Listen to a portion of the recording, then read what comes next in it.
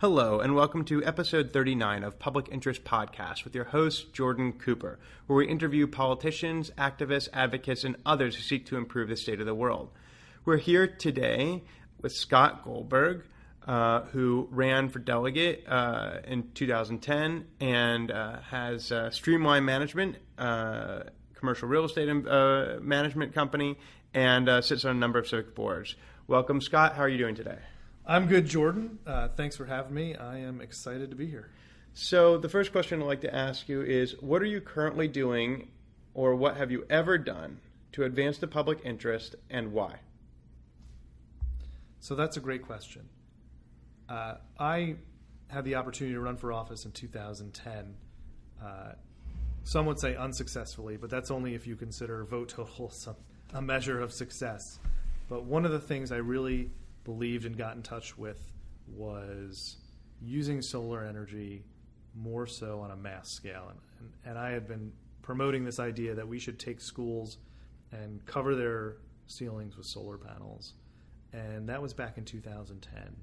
And now it's interesting whether people saw these commercials that I made or just read about this idea or completely independent of this. It's sort of happening now. Mm-hmm. Developers, schools, government buildings of all sorts are really starting to put solar panels on them and use them as renewable energy.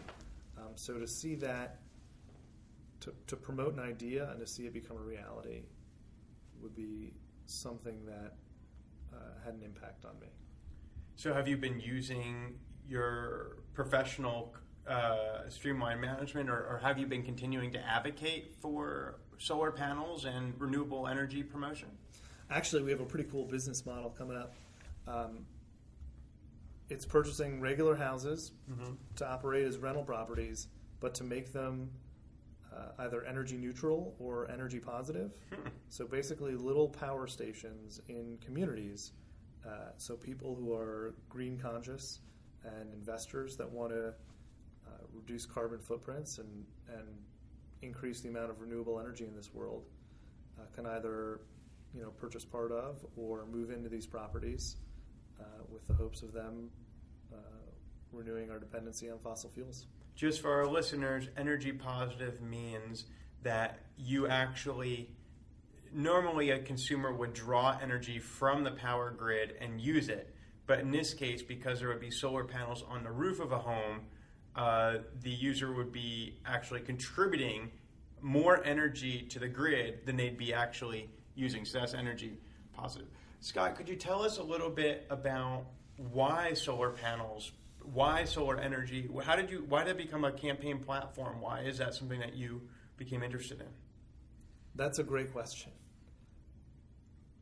Climate change is real and it's happening, and you can just look at the military and the Department of Defense. They are huge proponents of reducing emissions. If you take a look at naval bases, obviously they're all on coasts, and they're worried that they're going to get flooded as ice caps melt and sea levels rise. They are looking at varieties of different green fuels for both ships and aviation. It's also a matter of national security, right? Because being independent of foreign oil means that we're not funneling our financial resources into those countries that produce oil, the OPEC countries, and it makes us energy self-sufficient, independent. Absolutely. If we don't have to do business and rely on people who may not agree with our values, that can certainly make us more safe. So, okay, so solar panels. So tell me a little bit, what led to you running for office? And why have you remained engaged after you lost that election? Another great question. So 28-year-old Scott would say being an elected official sounded interesting, it sounded cool, it sounded neat, it sounded like a great way to affect change. 34-year-old Scott, who has since had 2 children, would say that there is just an infinite amount of opportunity in this world, and we need to start tapping much more of everything that we have, our natural resources, our intelligence, our work ethic, our value system, to create a better world for our children that will inherit the one that we're responsible for now. What would be wrong with the status quo being perpetuated? What danger is there? What's the imperative for us to improve the world for subsequent generations? So the trajectory of human evolution has always been continuous improvement. There have been many times, especially in the middle of the 20th century, when others might have argued to a different point. Sure. We went on vacation in the Outer Banks in North Carolina, and we visited Kitty Hawk. Mm-hmm. And it's really cool. Right in the sand dunes, you can see they have stones where the Wright brothers first took off and how long their initial flights were. Mm-hmm. Less than 70 years after that, we landed on the moon. And now our entire world, you can be on it within 24 hours, getting on a jet plane and taking it across the globe. So we need to harness that explorer's mentality into all facets of our society. So what have you been doing on a personal level? You said you're dealing with Streamlined management, and have you been? What have you been trying to accomplish recently to advance the public interest? Tell me how your property management company advances the public interest, or your involvement in the boards, or just what boards are you involved in? So that's a great question. Well, I have the fortunate pleasure of serving with Jordan on the Western Montgomery County Citizens Advisory Board, where we hear a range of issues and advise the county council and county executive. As you mentioned, my company, Streamlined Management, is about to celebrate its 10th birthday. Happy birthday. Thank you. We were founded in April of 2007, so it's really something to hear a lot of these policies. For example, paid parental leave in Mm-hmm. Montgomery County, Mm-hmm. and how that affects human beings. And to see a lot of these policies in practice is certainly a great thing to improve people's lives, to employ people. But then if you take a step back and think what people don't have. So we deal with people across the spectrum of income levels. So for someone making $12 or $13 or $14 or $15 an hour, what happens if their car breaks down? What happens if they get a serious illness? What happens if they want to enjoy some luxury, like a week-long vacation? I would say economic opportunity and climate change are the two issues that we really need to be moving forward, and that we focus on both in my professional life. I dabble a little bit as an attorney. I went to school at night and passed the Maryland bar a number of years ago. But just advising and advancing those two areas. So would you say, advancing, I'm sorry, you were saying that you're an attorney. What have you done Haven't been arrested yet. So you said, so in 2010, did you run as a Democrat? Yes. So would you call yourself a progressive individual on issues? I would say I'm a progressive Democrat with libertarian tendencies. So the reason I ask is because many Democrats have been supportive, as it sounds may be, of a paid Family Medical Leave Act that would require employers to provide paid leave to employees. So as an entrepreneur with your own business, I was wondering if you see a different side of that issue than other individuals on the left side of the political spectrum who are not business owners. Do you see anything different as the costs that will be incurred by that program would be directly borne by you and your business? So every business is different. Some of them have incredibly high profit margins. Some of them razor thin. Some of them employ lots of hourly workers. Some of them all salaried, and all this can be mixed and matched.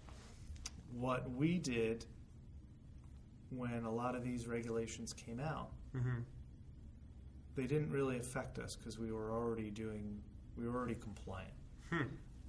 So at our company, at the beginning of the year, everyone gets the calendar. We go by the federal government for holidays. We get the Friday after Thanksgiving, and everyone gets 15 paid days off for whatever you want to use them for. So if you want to go on vacation, if you are ill, for whatever reason, you can take these days off and they're yours. They're paid as part of the overall package for working with us. So having taken the initiative as a business owner to do the right thing, when the law catches up to you, it's there's not too much of a negative impact. There's not really much of an impact at all, really, because as a business owner, you decided to do the right thing, and before you were compelled to do the right thing.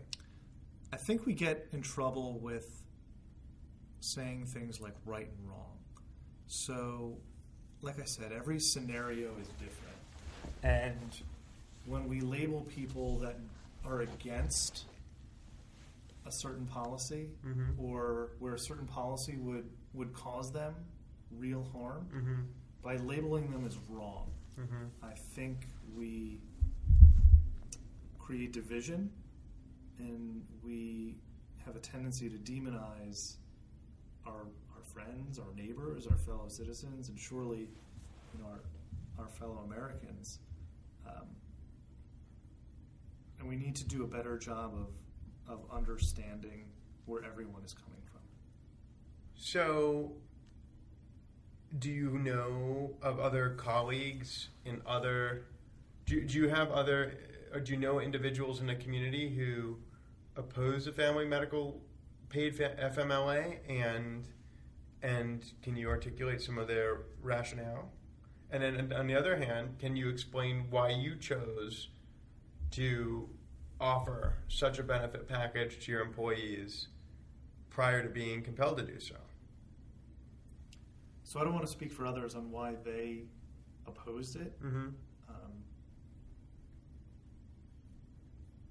It was actually a very interesting argument that it's discriminatory to people who are single or don't want to have children or be parents. So now it puts an additional burden on people who will never take this type of leave. I don't buy that, but it was something very interesting. I have a friend who works for a company, and they're given essentially extra vacation time the year that they get married to go on a honeymoon.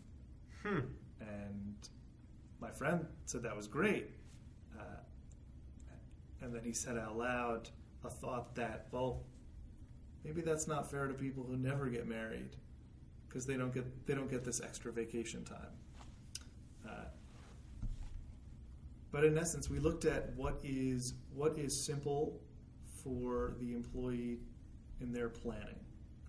So they get these, in our company, they get these 15 paid days off for use whatever they want, and it gives them the freedom to choose, and it is easy for them to understand that they can just, it doesn't matter the reason why they want to take off, they can just take off. So, all right, so you ran, where did you run for office when you first ran for office? I ran for the Maryland House of Delegates in District 16, which is predominantly Bethesda and partially Chevy Chase. And how would you define the geographic area represented by the Citizen Advisory Board that we sit on? So we represent a very similar swath: Bethesda, Chevy Chase, a little bit of Kensington, Rockville, Potomac, and the western part, the entire western part of the county, from the river to Frederick. So it's 2016 right now. You ran in 2010. You're raising a family here. What's significant about this district? what is it about this area that not only attracted you here to public service initially, but that keeps you here? So, in the interim, my wife and I in 2007 bought a condo next to the Bethesda Metro on Woodmont Ave, 569 glorious square feet. And we decided when we were going to start a family that we needed something a little bit bigger. So we ended up purchasing a home in Silver Spring. But we had a blast in Bethesda. And from then to now, so in the last 9 years, Bethesda's become, a little city. You look at all the high-rises going up, thousands and tens of thousands of housing units being planned, incredible restaurants, high-end restaurants, entertainment, social activities. It's just a vibrant place, and it's getting more incredible. And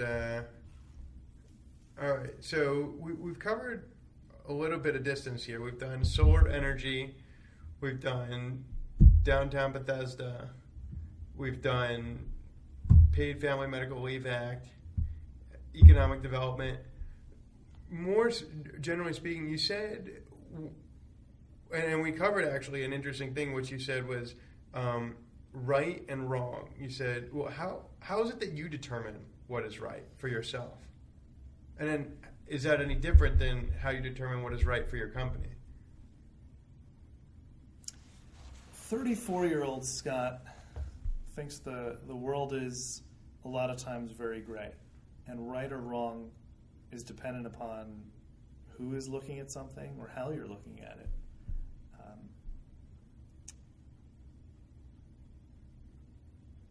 And I would say a lot of times there's no definite right or wrong. There's no definite good or bad. There's no best or worst way to do things.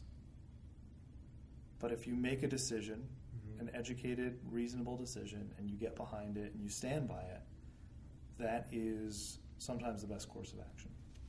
It's important to stick with your decision. I think so. Get some information and stand by your principles.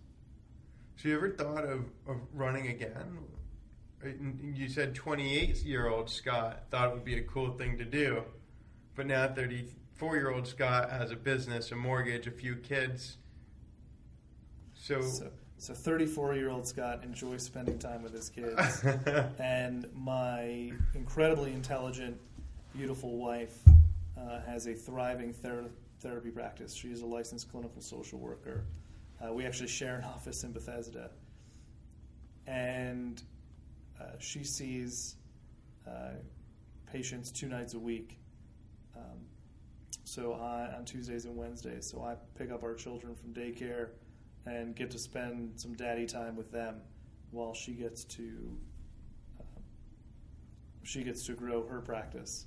And that is a fulfilling thing for a number of reasons, both to see my wife's career flourish and to be alone, watch my children get older. So to be an elected official and to do it right, you can find a meeting or a group to meet with or a presentation every single night and probably multiple times on the weekend, in addition to raising money and campaigning and being in the office and meeting with constituents and meeting with different stakeholders. So right now, I am enjoying being a dad and a business owner and an attorney and an activist on the volunteer local level. So it sounds like what you're saying is, though the idea of being a politician may still be inherently appealing to you, the price, the cost of running for office to become a politician exceeds what you're willing to pay. There's too much that would be required to be sacrificed for you to get there. I don't think to do it right is on my life cycle right now. Certainly that could change in future years. Mm-hmm. And being in elected office, you do have the opportunity to make significant amounts of change if you do it right.